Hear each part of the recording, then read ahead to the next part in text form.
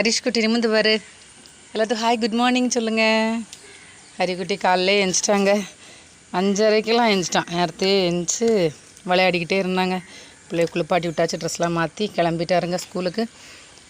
இன்றைக்கி தோசையும் இட்லி பொடியும் தாங்க. மக்கள் கிட்ட கொஞ்சம் தள்ளி நில்லுங்க மக்கா, அப்போ க்ளோஸ்அப்லாம் எடுக்க முடியும்.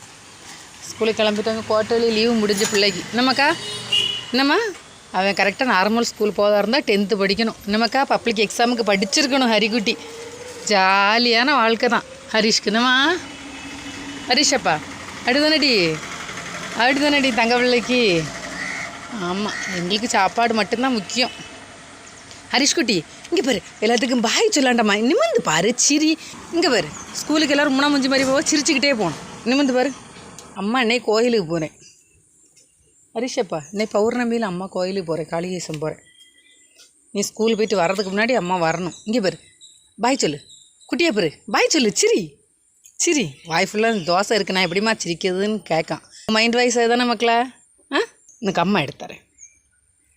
பார்க்க பார்வை பாரு, சைடு பார்வை.